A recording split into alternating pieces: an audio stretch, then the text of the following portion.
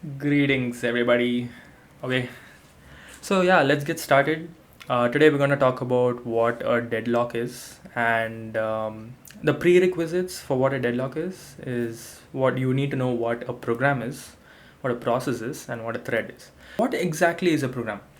A program is nothing but a set of instructions that is stored on your hard disk, which has not yet been executed, but it will be in the future. So when you take this program and you begin executing it using a processor, then the program becomes a process. Then you might wonder, what is a thread?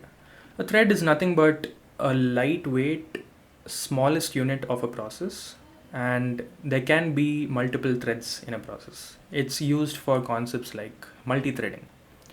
Let's look at what an execution entity is in this case.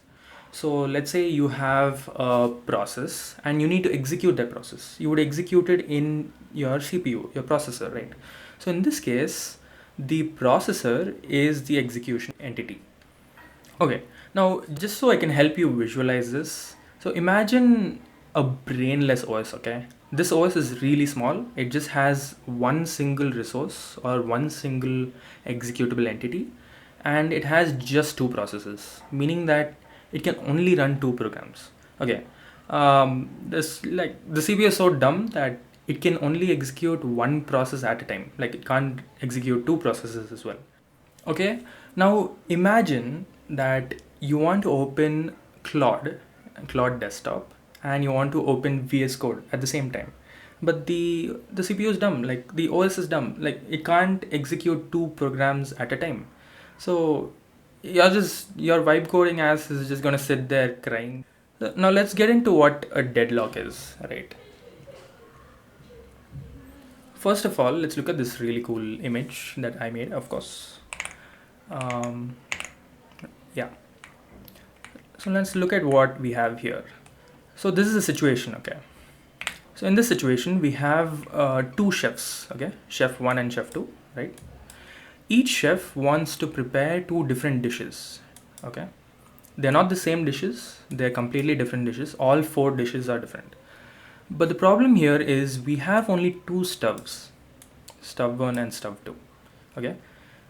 The need for chef 1 is two stuffs because you can't cook the same dish simultaneously in the same stove. So that's why he needs two stoves to cook, what is this, chicken and bread, okay? And now here chef 2 has two other dishes that he wants to cook in both the stoves. So now chef 1 has one stove, meaning that he has acquired or locked one of the stoves. I just want to keep that in mind, okay? Now similarly, chef 2 has done the same thing with stove 2. So you can see here that it's locked by the respective chef.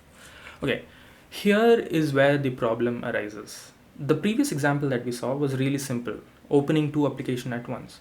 What if you had more than two applications? And what if you were trying to open it all at once?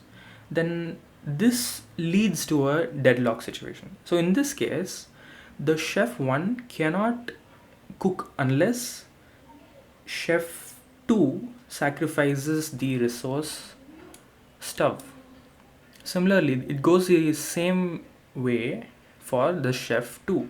Chef 2 cannot proceed unless the chef 1 sacrifices stove 1. So now let's try to relate to the OS concepts here.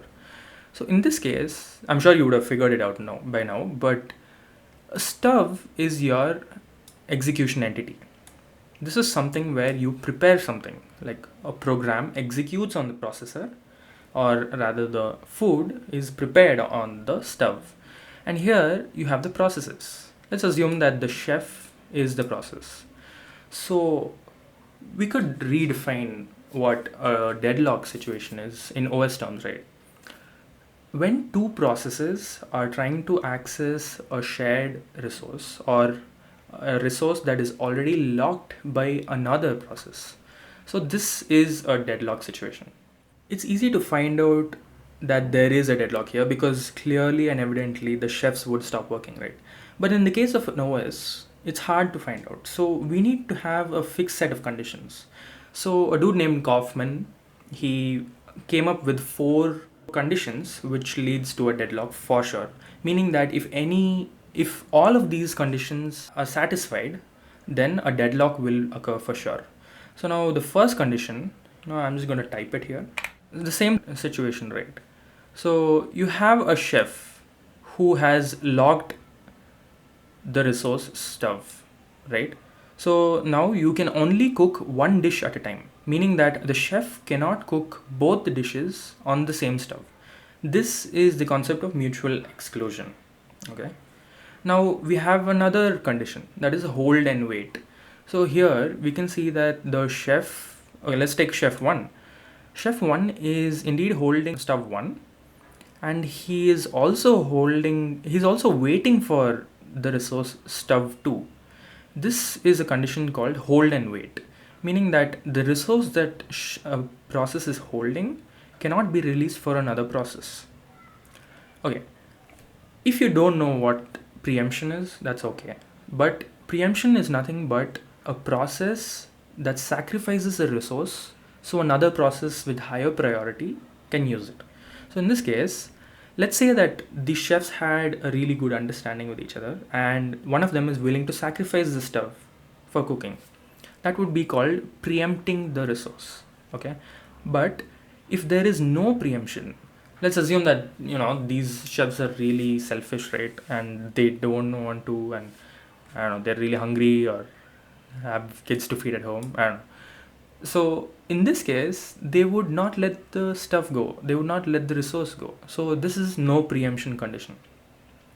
And the last and final condition that Coffman gave is that there should be an evident case of circular wait. Okay, I'll explain what that is. So now this chef is waiting for this resource. I'll just use a marker here. Yeah, so this chef is waiting for this resource, and this resource is being held by the chef. This chef too is trying to reach for this resource. This resource, however, is being held by this chef. As you can see, this is forming a circle here, right? So this is nothing but circular wait. The process waits for a resource which is held by another resource, and that process is also looking for another resource which is held by the first process. So this is called circular wait. Okay, congratulations, you are now this giga chad who knows what a deadlock is. So next time your interviewer doesn't know the answer to it and asks you, you know what to say. Alright then, see you.